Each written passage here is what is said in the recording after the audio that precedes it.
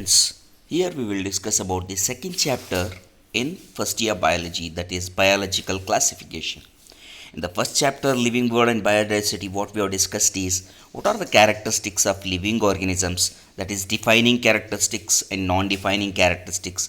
For example, reproduction, we called growth and reproduction as the non-defining characters, whereas metabolism and sensing the environmental changes, and cellular in nature, what we called it as a defining characters. So we have now clear idea about what are living organisms and what are the defining and non-defining characters, right? Then in the next what we have started is we have discussed like what all the different types of organisms which are existing on earth and how we need to classify them, name them, group them, right? And different taxonomic tools and aids used in the same type of process we have discussed in the last class. In this class, we will discuss biological classification. So, how exactly all the organisms which are existing in the world has been classified, right? Now we will discuss first concept here. Aristotle. All this started with the father of biology. Aristotle, what we call him as a father of biology. Aristotle was the earliest to attempt a more scientific and basic scientific basis for classification of organisms. He classified plants into trees, shrubs, herbs. So larger trees, shrubs and herbs ಆಗಿ plants ನ classify ಮಾಡಿದ್ದಾನೆ. Animals into two groups, that is anemia and anemia, that is red blood cell containing organisms and non red blood cell containing organisms. So he has classified animals. Here you can find like, okay, the animals here, the red blood containing and the no red blood containing hard bodies, soft bodies again the shell containing, no shell containing. Like this it goes on classifying the organisms. So Aristotle has started first about classification. Then comes the proposed like two kingdom classification given by the Linnaeus. This system classify all the organism into two groups, that is organisms existing on earth are grouped into two groups, that is kingdom plantae and kingdom animalia. So kingdom plantae were including all like algae, protozoans, every organism was included here, like which appears to be like a plantae. Where kingdom animalia and most of the animal, even though they are not correct, but they are the initial stages of classification how it has been done. Now, what is the two kingdom classification? Drawbacks were there. Prokaryotes like bacteria, cyanobacteria, and eukaryotes like fungi, moss, ferns, gymnosperm, angiosperm were included in the plants. So, plant group in a two kingdom system was present both the prokaryotic as well as the eukaryotic. So, plant group I said no, only two kingdoms. So, all the prokaryotic, eukaryotic groups are added in one group. Then it includes unicellular and multicellular organism in the same group.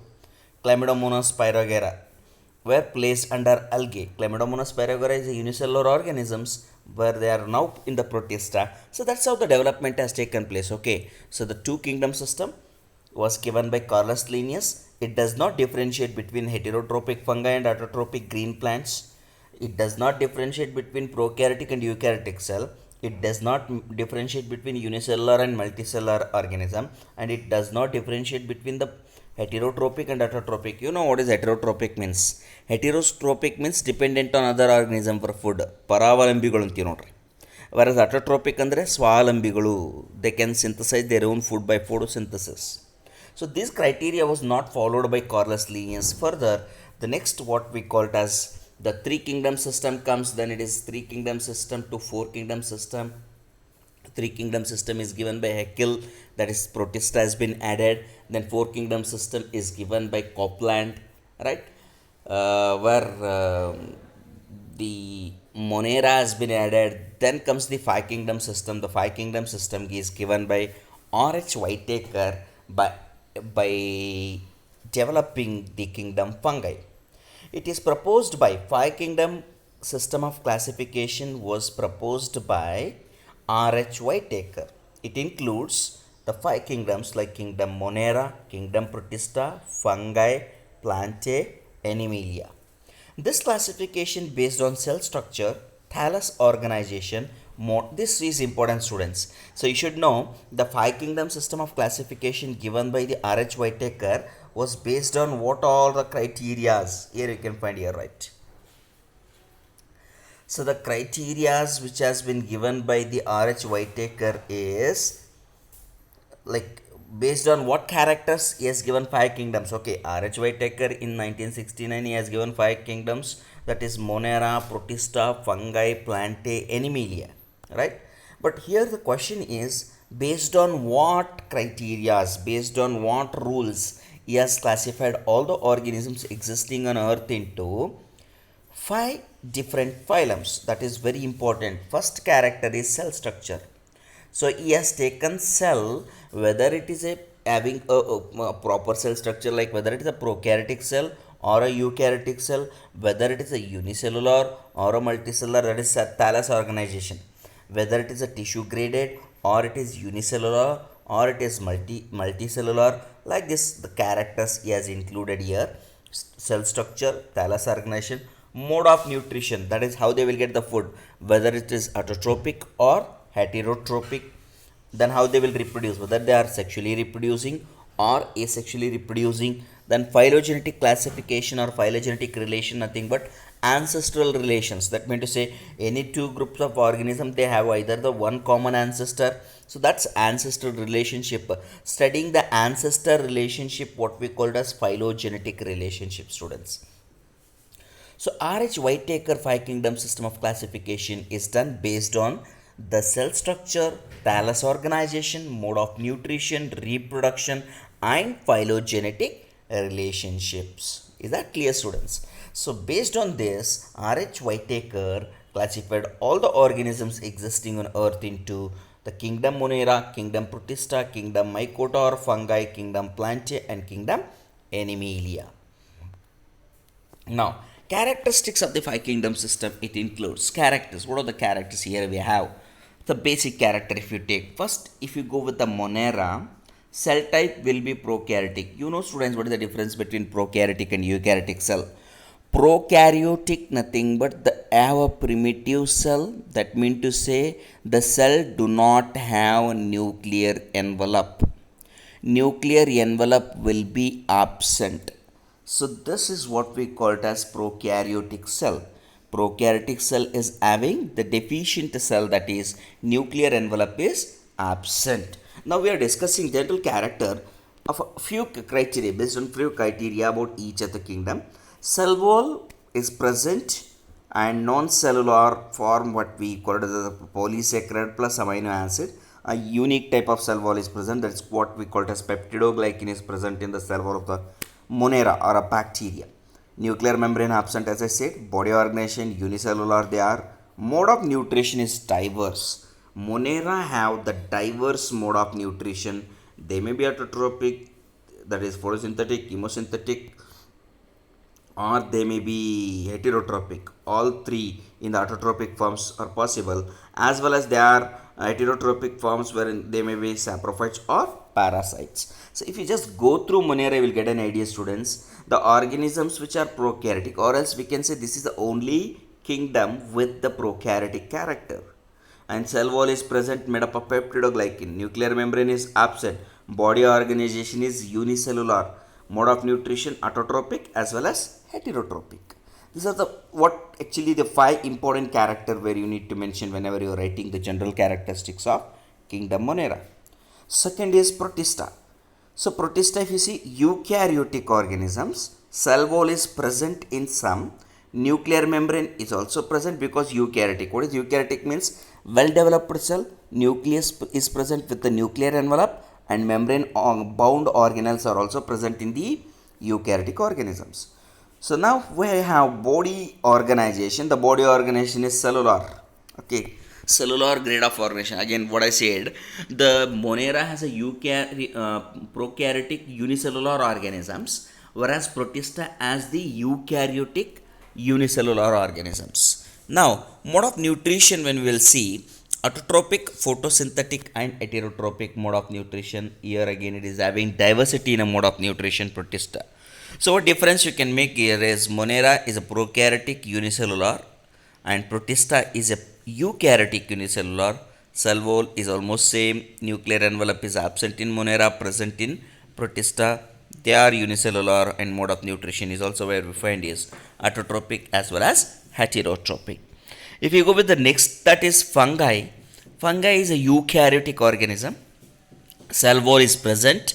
Cell wall is made up of chitin, right? This pectin. Cell wall is made up of what we call as chitin. The nuclear membrane is present. Body organization is multicellular. Loose cells we have here, the multicellular form, and purely they are heterotrophic. Fungi are purely heterotrophic students. Now you see, multicellular is the difference where we can find between the protista and fungi. Okay, as well as protista is autotrophic, whereas fungi is purely heterotrophic. Now we have a plant. They are eukaryotic. Cell wall is present, made up of cellulose. Nuclear envelope is present. Body organization may be up to tissue or organ grade, and they are purely or what we call exclusively autotrophic organisms are included in the Plantae. Kingdom Plantae is autotrophic organisms. Next, if you see the kingdom Animalia, they are eukaryotic. Nuclear envelope is, cell wall is absent. Nuclear membrane is present. The level of organization may be tissue, organ or organ system graded, and mode of nutrition is heterotrophic purely. So animals are heterotrophic without the cell wall, plants with the cell wall and autotrophic in nature. Fungi is cell wall but heterotrophic multicellular grade of organization. Protista is unicellular, eukaryotic, both autotrophic heterotrophic, whereas Monera is what we call, it is a prokaryotic without a nuclear envelope, and they are both autotrophic and heterotrophic in a mode of nutrition. Now we'll study in detail about the kingdom Monera bacteria. So kingdom Monera or a bacteria are the most abundant microorganisms. Hundreds of bacteria are present in handful of soil. So if you take just some dirt from the body, where we can find hundreds and thousands of bacteria will be present in them. They also live in extreme habitats such as hot springs, deserts, snow, and deep oceans. And many of the bacteria, they are parasitic in nature. Based on their structure, bacteria are classified. Okay, the structure of the bacteria, if you take the circular bacteria which are there here we call them as the cocci. If they are circular in nature, we call them as cocci. If they are comma shaped, we call them as the vibrio. Vibrio means what? They are comma shaped. Example for the cocci, streptococci. Example for the comma, vibrio cholerae. Example for the bacilli. Bacilli means what? They are rod-like structures. If you see here the rod-like structures which are there, the straight, these rod-like bacteria are, that's what we are discussing, students. We are discussing about the structures. Kingdom Monera, based on their shape and bacteria are categorized into cocci, bacilli, vibrio, and spirillum.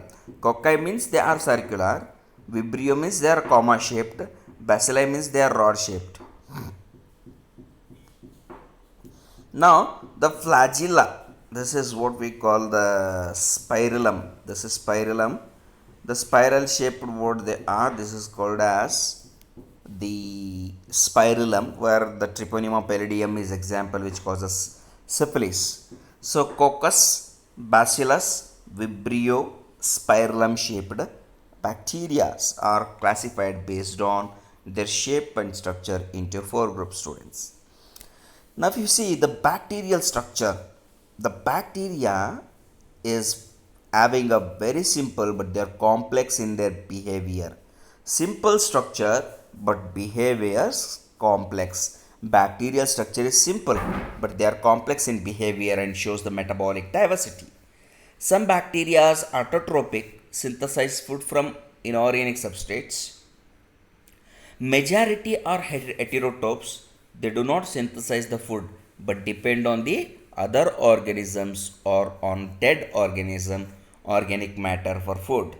So for example, if you go here, the structure of bacteria, this is one motile bacteria. What are the structures we're going to see, students? You see, this is the external most layer of the bacteria. That's what we call as cell cell wall here you can find yellow colored. This is cell wall. Above this, some bacteria they have a coat-like structure. What we call them as a capsule. The first what we have the red color upper one we call it as capsule. Then lower one yellow color you can find this is cell wall, and cell wall is made up of peptidoglycan. And below the cell wall the green colored one which you'll see here, this is plasma membrane. Now, inside this, the whole of a bacteria, what it has, it is a cytoplasm, the fluid containing structure where it is there. Cytoplasm as the nucleoid. What is nucleoid means? The DNA will be diffusely spreaded throughout the cell without the nuclear envelope. Because nuclear envelope is absent, it's a prokaryotic cell. It is diffusely present throughout. And then other cell structures, what we have here is the self-replicating circular DNA is also found. That is what we call it as plasmid. You can find here the plasmid. Plasmid is a self-replicating structure where it is present inside the bacterial cell. What it is? This is a genomic DNA. It's a extra chromosomal DNA we call it as. This is a chromosomal DNA. Okay, this is an extra chromosomal DNA which is present one extra year. Then what we have here is a pili. Pili is meant for the attaching or also reproduction. This is a flagella. Flagella helps in what? It helps in the locomotion. Then here what we have here is the ribosomes.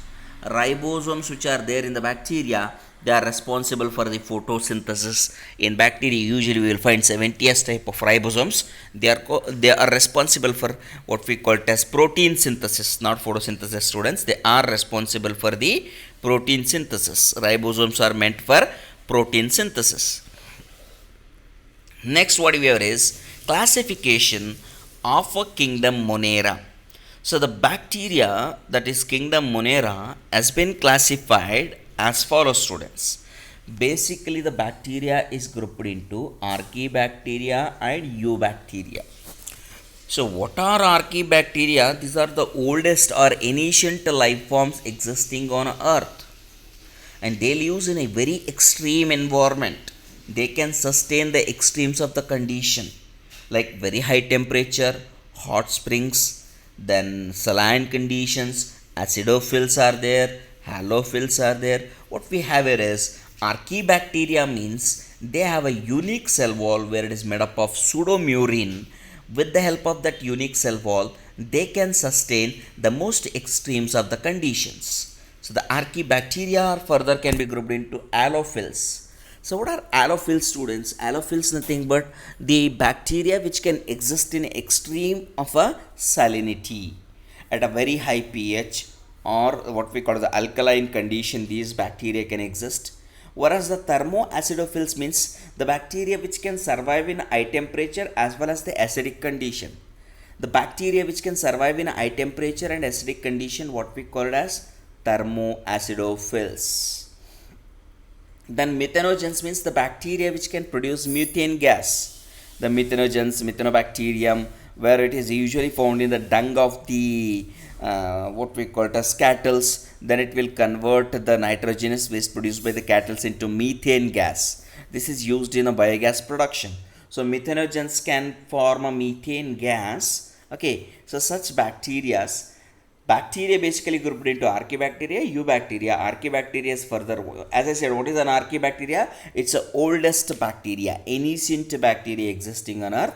They are living in extreme conditions. They are classified into allophils, thermoacidophils, methanogens. Next is Eubacteria. What is Eubacteria? That is in the sense true bacteria, the present one existing bacteria which are there here, what we call them as the Eubacteria. So Eubacteria are of two basic types, what we call it as autotrophs and heterotrophs.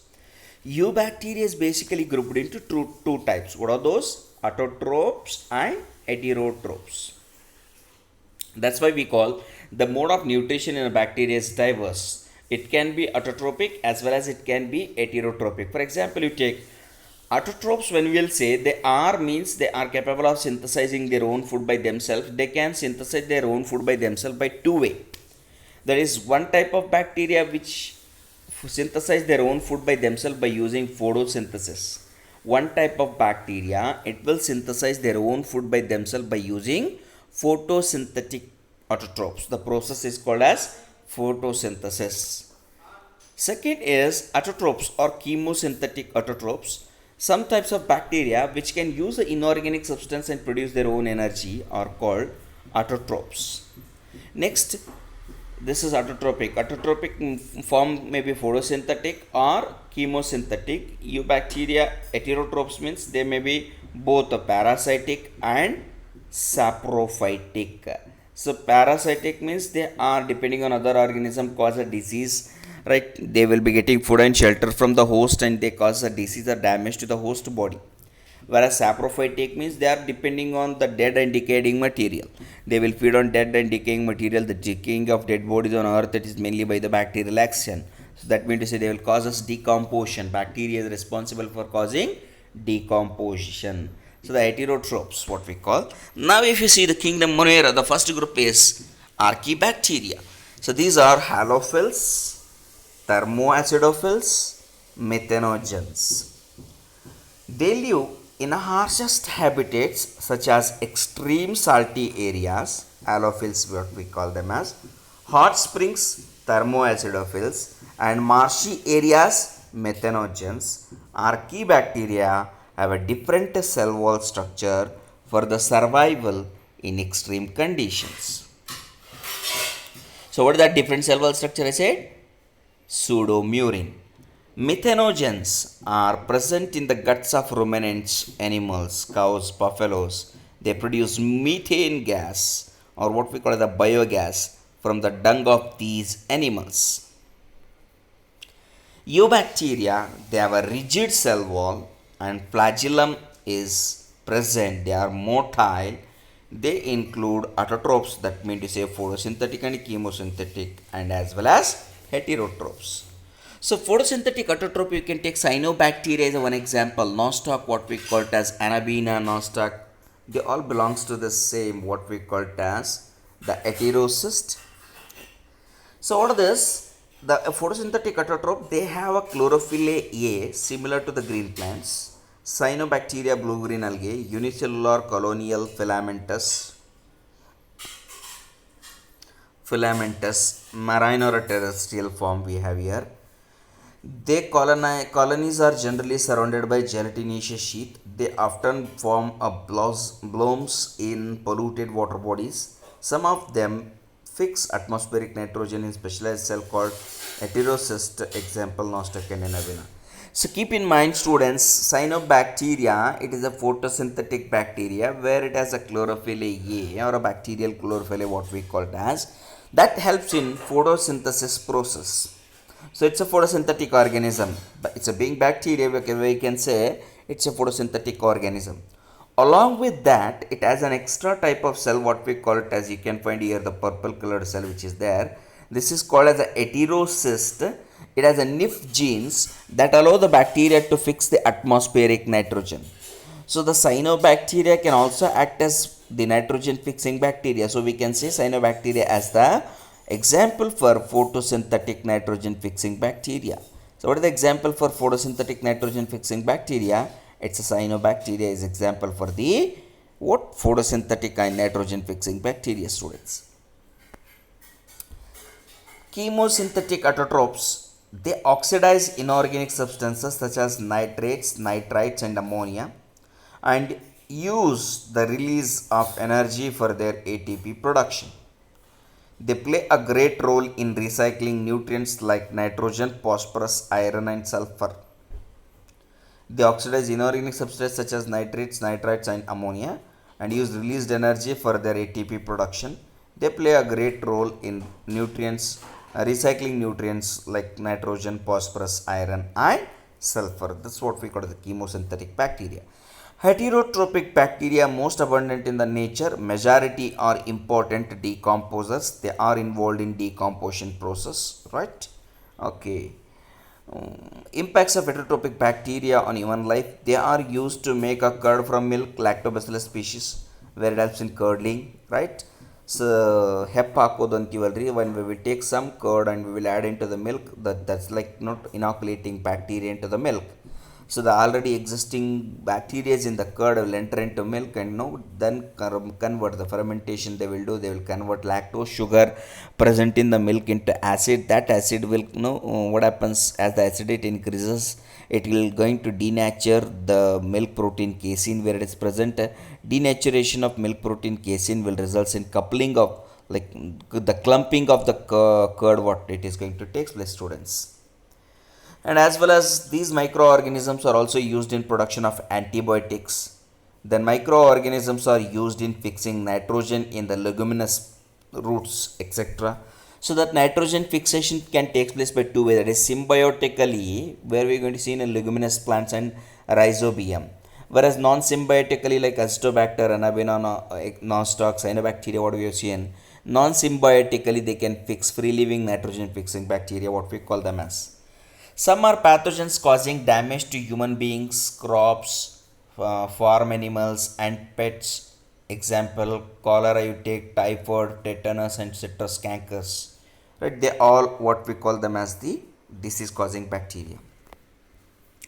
Reproduction in bacteria. Bacteria reproduce mainly by fission. So how the bacteria will reproduce? Mainly by fission, students. That means to say the single bacteria get divide itself into two daughter cells. So you can find here this how the bacteria is dividing. The single cell is going to divide itself.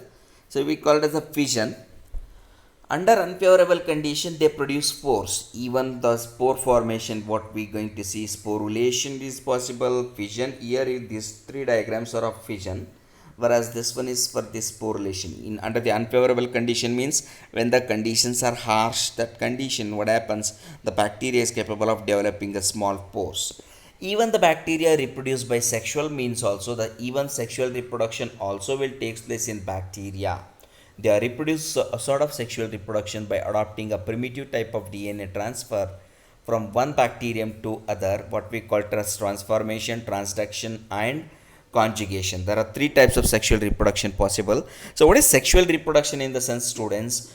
The transferring genetic information between the two cells when occurs, we call it as the sexual reproduction. So that means of transferring the genetic information from one bacteria to another bacteria is going to take place in several ways, what we call like transformation, conjugation, and transduction, what we call them as, students.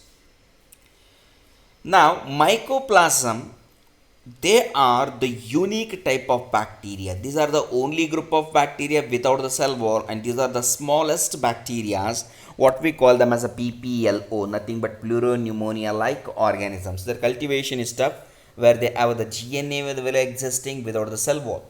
So mycoplasm, they are the organisms without a cell wall. Okay, they are the smallest living cells known, that is in the bacteria or else in all other organisms, where the smallest cells known are mycoplasm, students. They can survive without oxygen. That means to say they are anaerobic organisms. If they are capable of surviving without oxygen, in the sense what, students? They are anaerobic. What are mycoplasm? Mycoplasm is a type of bacteria, but it's an exceptional bacteria. What? This is, all others bacteria have a cell wall which is made up of peptidoglycan, whereas this mycoplasm do not have a cell wall. Instead it has a protein, lipoprotein coat will be present. Okay, lipoprotein coat, cell wall is absent. They are the smallest living cells known. They can survive without oxygen. So that means to say anaerobic. Based on oxygen availability, organisms can be classified whether the organism is depending on oxygen or not depending. Organisms can be classified into two types. Aerobic, they require oxygen, whereas anaerobic, they do not require oxygen. So mycoplasm here, they belongs to the anaerobic organisms, and most of these mycoplasms, they are pathogenic and they cause us PPLO, nothing but pleuropneumonia like organisms. That's the reason why we call them as a pleuropneumonia like organisms. So this is what about a kingdom Protista, students. What we have done today is, so we have discussed about what is a five kingdom system of classification. R.H. Whitaker has given a five kingdom system of classification. What are the criteria used in five kingdom system of classification, and then we studied in detail about kingdom Monera. So kingdom Monera includes the prokaryotic unicellular organism. Cell wall is made up of peptidoglycan, that means to say cell wall is present.